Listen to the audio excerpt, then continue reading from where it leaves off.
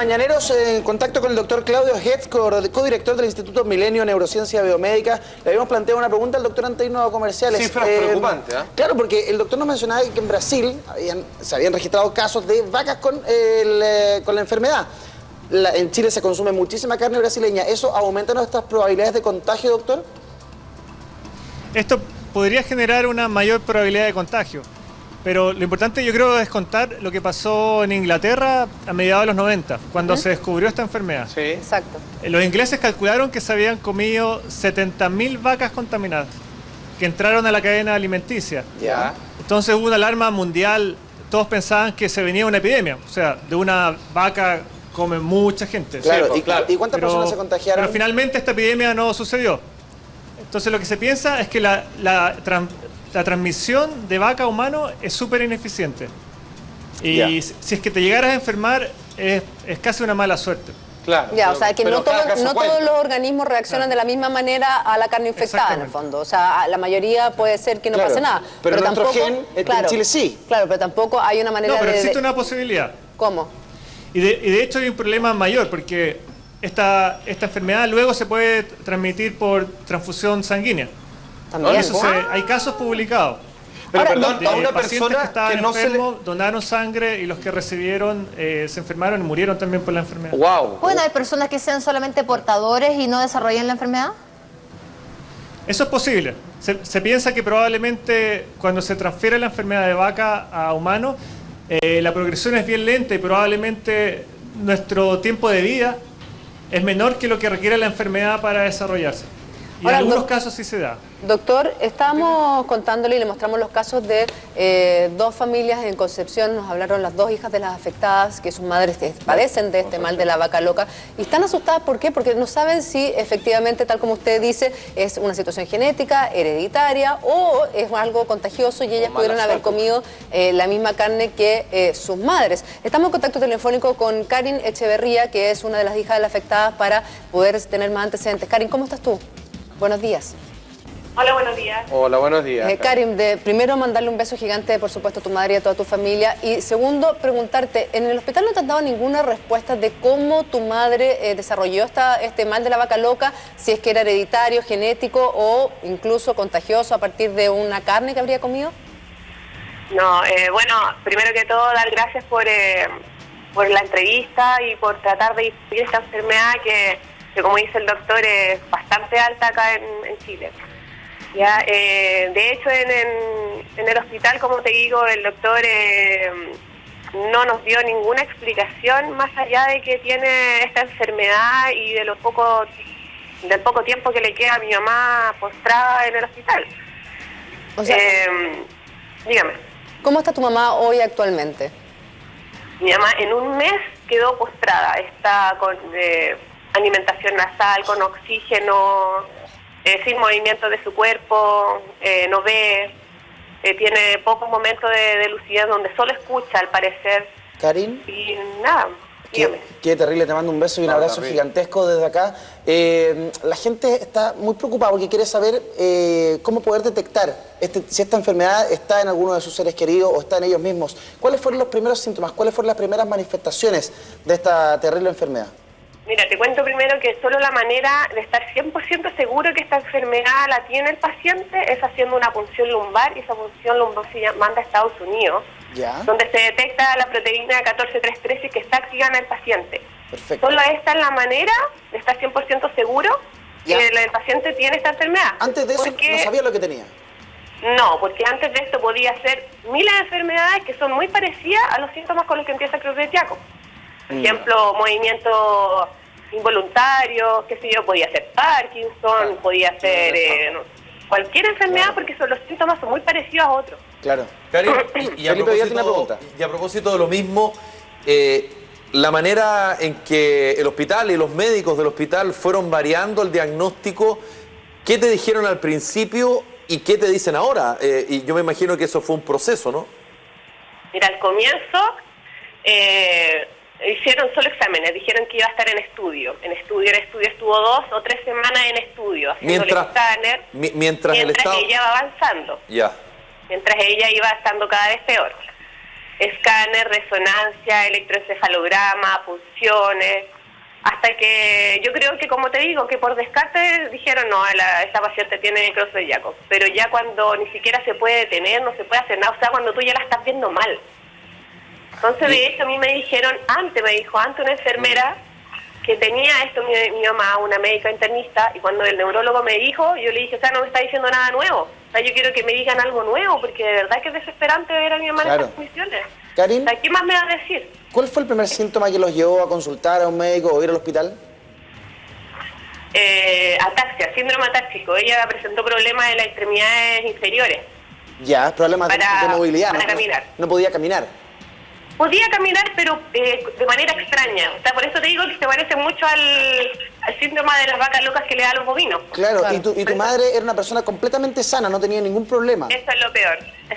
Si hubiese tenido algún problema médico, te creo, pero ella era... Hasta el 7 de marzo ella estaba bailando, ponte tú, feliz, no tenía ningún problema médico de ningún tipo, nada. Claro. Karin, también seguimos en contacto con... Es joven por lo demás. ¿Cuántos años tiene tu mamá? 58. La otra paciente tiene 50. Súper joven. Karin, seguimos en contacto con el doctor Claudio Hetz y queríamos preguntarle básicamente si la mayoría de las veces se manifiesta como por estos temblores en las extremidades, como precisamente se manifiesta esta enfermedad en las vacas. Depende de qué área se afecte al inicio de la enfermedad, porque es una enfermedad que finalmente afecta al cerebro globalmente. Pueden haber alteraciones cognitivas, alucinaciones o también cambios en el control de los movimientos. Doctor, pero finalmente todo esto empieza a empeorar en el tiempo en forma muy rápida. En el caso Entonces, en general, para el diagnóstico lo clave es lo rápido de la evolución, más los análisis de electroencefalograma, etcétera. Doctor, y en el caso de que estos casos sean genéticos o hereditarios, la pregunta es ¿qué los gatilla? Porque vemos que son mujeres jóvenes, 50, 58 años. ¿En qué momento y por qué se gatilla el mal de la vaca loca que tiene tan rápida evolución? Cuando es genético se hereda una mutación en un gen que produce una proteína que se llama la proteína prion. Ya, pero ¿por qué no se manifiesta hasta cierto punto, hasta los 50 años, hasta los 58 años? Claro. Bueno, esto es una pregunta más amplia a todas las enfermedades del cerebro, el Alzheimer, el Parkinson. ¿Por qué? Porque el envejecimiento es un factor de riesgo súper alto. Doctor, perdón, quiero hacer una pregunta que tenía que ver. ¿No vale la pena, no se hace o no existe, doctor, un protocolo para un seguimiento para descubrir si, por ejemplo, esta señora se contagió producto del consumo de carne? No se hace porque podría potencialmente haber otra persona en peligro. O simplemente son tan pocos los casos que uno dice, puede ser, pero lo más probable es que sea lo otro. Lo más probable es que no ocurra, entonces no tenemos los recursos para hacerlo. Hay test para la carne ¿ya? que se hacían de rutina y de hecho, por ejemplo, hace poco en Suiza se dejaron de hacer, que ellos tenían casos, pero son tan poco frecuentes que no es un problema de salud pública. Claro, doctor, Marta Saldías, en Concepción, tenía este gen que usted dice que le gatilló este mal a raíz del mal de la vaca loca. Su familia, este gen que tiene, ¿es hereditario? Es decir, Karin, ¿debiera evitar el consumo de carne, por ejemplo? Se lo pregunto, deme un segundo porque tengo un consejo antes, a la vuelta, usted nos va a responder esa y otras consultas. Atención, chiquillos, vamos a ver en qué anda nuestro reportero de Corega y veamos con qué nos sorprende el día de hoy. Adelante, Felipe. Hola, ¿cómo están? Acá me tienen con el desafío Corega. Si te sientes inseguro para comer, el desafío Corega de hoy, hacer un asado. Atrévete con Corega. Invita a tu familia, a tus amigos a disfrutar de un rico asado y pasar un grato momento. Porque Corega ayuda a fijar mejor tu prótesis. Atrévete con Corega. Y yo me quedo por acá. Adelante, estudios. Oye, el tremendo desafío que nos tenía ahí Felipe y además nos dio apetito para ir después no almorzar. Atrévete con Corega. Corega, come, habla y sonríe con confianza. Gracias, Corega, por estar con nosotros aquí en Mañana. Tremendo aplauso para Corega. También seguimos en contacto con Karin Echeverría, hija de uno de los pacientes, pero tú le habías hecho una pregunta al doctor Eduardo. Doctor, este mal que tiene Marta, ¿se puede heredar a su familia? ¿Se puede heredar a sus hijos, a sus hijas? ¿Usted le recomendaría, por ejemplo, no consumir carne porque se pueden enfermar también de vaca loca? Es que son dos cosas distintas. Como mencioné anteriormente, el asunto de la contaminación de la carne no estamos seguros si sucede en Chile. Ya. Si fuera genético, probablemente tendría que tener otros casos en su familia, en que este gen se vaya transmitiendo de generación en generación. Entonces, probablemente, si es que no hay antecedentes en su familia, es lo que se llama un caso esporádico, que tuvieron la mala suerte que de repente le dio a su mamá y probablemente a la hija no le va a dar. Okay, Karen, tú hablabas de alguna manera, Karen, que estaban como preocupados también y querían saber efectivamente por qué se había producido esto a tu mamá, por qué tu mamá tenía este mal, si era contagio, hereditario. Claro. ¿Los doctores no le han dado ninguna respuesta, no les han dicho absolutamente nada? No, ¿sabes todo lo que hemos investigado y hemos aprendido acerca de esta maldita enfermedad a través de internet?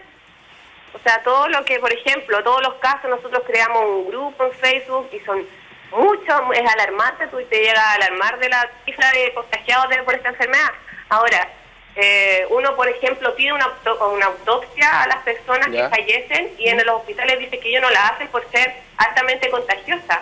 Claro. ¿Es así, doctor? Por no tener los utensilios, por abrir el cerebro, se puede contagiar. Karen, escucha al doctor, que es especialista en este tema. Doctor. Porque nosotros hemos hecho estudios en pacientes que han muerto por esta enfermedad y ha sido muy difícil hacer autopsias porque está este mito de que es infeccioso, pero la mayoría de los casos en Chile, si no todos, no lo son. Entonces deberíamos poder hacer autopsias. Es más que nada ignorancia ante la enfermedad o desconocimiento. De los mismos neurólogos. Karin, ¿hay alguna consulta que tú tengas junto a tu familia que quieras aprovechar el momento? Porque ya que estás contando dudas y que han tenido tan pocas respuestas, más allá del enojo de algunos médicos, y quieras aprovechar la presencia del doctor en este momento. O sea, mi duda, por ejemplo, principal es por qué se gatilla esta enfermedad, que es lo que insisto, o sea, por lo que yo he leído, puede ser producto de una depresión, un estrés que esté pasando a este paciente, donde este prión que está en nuestro cerebro se activa. No sé si es así o pudiese ser así, porque todo es, como te digo, por lo que yo he investigado. Doctor. Realmente no se sabe. Por eso se denominan esporádicas. Significa que de repente te da esta proteína, se altera y no sabemos las causas reales. Y el otro problema importante que tú mencionabas es el diagnóstico en Chile. De hecho, nosotros estuvimos haciendo el diagnóstico molecular de la punción lumbar en nuestro laboratorio, de más de 200 casos, y confirmamos 100. Y esto lo hicimos, ¿por qué? Porque el sistema de salud en Chile no ofrece estos test. ¿Y cuando tú hablas? ¿Con los otros 100? ¿Escuchó, doctor? ¿Qué pasó con los otros 100? Claro. Tenían otras patologías. O sea, que puede haber un factor de error al diagnosticar esta enfermedad. Y de hecho, el problema más importante de salud pública es estar seguro de que es esta patología y no otra. Claro. Porque se hizo un estudio de casi 1000 pacientes en Estados Unidos y se dieron cuenta que un porcentaje importante de pacientes que murieron no por Creutzfeldt-Jakob, murieron por enfermedades tratables. Doctor, doctor, ese es el punto. Si usted pudiera hablar con Karen, que está obviamente escuchándose, tenemos un diálogo entre todos. Karen, ¿a dónde tendría que dirigirse y según su experiencia es donde certeramente en nuestro país le pueden decir si tiene o no realmente la enfermedad que otros le avisaron? Yo iría al Hospital El Salvador y hablaría con el doctor Luis Cartier, que es el experto nacional en el tema. Perfecto. Perdón, y él... Sí, Karen, dale. Sí, lo que pasa es que la otra niña que tiene a su mamá, Victoria, también postrada en la misma situación, ella pidió hacer una punción para mandarla a Santiago donde el doctor Luis Cartier, pero el hospital no apoya, no quiere hacerlo. ¿Pero entonces, ¿qué hace uno? Karen, ¿cuál es la explicación que te dan por qué no quieren hacer esta punción lumbar? No quieren hacerlo. ¿Porque es contagioso, supuestamente? No, porque no quieren, porque el doctor, la verdad es que cero apoyo al neurólogo que tenemos de cabecera. Ahora, nosotros... Wow, sí. Nosotros hemos intentado contactarnos el día viernes y también el lunes, hoy día, con el hospital regional, y ha sido imposible obtener una versión están en la misma parada, claro, nos responden más o menos igual, la verdad es que no van a hablar. ¿Hay alguna instancia superior a la cual pueda acceder la familia de Marta Saldía, su hija Karin, doctor? ¿Usted sabe algo al respecto? Para obligar a los... Claro, exigirlo. O sea, el Ministerio de Salud debería hacerse cargo de este problema, dada la alta incidencia en nuestro país, y generar un sistema en que se pueda hacer diagnóstico certero. Pero eso implica que inviertan y financien especialistas. Doctor, ¿y por qué el Ministerio de Salud entonces no se ha hecho cargo de este tema sanitario? Porque hay otras prioridades. En términos numéricos, son pocos casos. Obviamente tenemos por lo menos 60 personas que mueren al año. Pero yo no lo encuentro tampoco. Pero no hay cura. Claro. No hay cura y se le da prioridad a otras cosas. Porque los muertos por antes, digamos, salen en los diarios y llegaron las vacaciones, se van a morir nosotros, pero esto es un número mucho mayor. En el caso de ahora hay que saber también que el hospital cumplió con hacer el protocolo de informar al Ministerio de Salud, porque eso nosotros tampoco lo sabemos, el hospital tampoco nos ha informado nada. ¿Y ustedes han ido, Karina, al Ministerio? Tienen que hacerlo. Tienen que hacerlo, dice el doctor. ¿Ustedes han ido al Ministerio de Salud? No. Se han quedado solamente por ahora con la versión del hospital. Hay que exigirlo con algún tipo de permiso, de certificado que los obligue a hacer la función. Es obligación, así como cuando se detecta un caso de ANTA, la institución está obligada. Entre estar viendo y atendiendo a mi mamá, porque para mí mi prioridad ahora es estar con ella, o sea, y gracias a Dios se dio la oportunidad de que ustedes nos atendieron y nos escucharon, porque yo lo único que quiero ahora es que se difunda. Yo estoy 100% segura de que por la exportación de carne y por la ingesta de carne, ahora claramente el doctor para él debe ser complicado a lo mejor decir si es por esto, pero yo estoy segura que es por esto, porque nosotros nos hemos comunicado con mucha gente que ha sufrido de esto, y es así. Claro, porque el doctor finalmente, cuando dice que atendió a 200 pacientes, tú tienes un 50% de posibilidades que tu madre tenga esa enfermedad y un 50% que no. Es un bastante alto el que no. Entonces, va a estar seguro. Doctor, hay una consulta que le hemos hecho ya, pero que la gente ha manifestado de manera reiterada, y la gente quiere saber si hay alguna manera de detectar si la carne viene o no viene con el mal para no contagiarse. Por favor, espérenme un segundo y me lo responda a la vuelta de esta breve pausa comercial. Regresamos.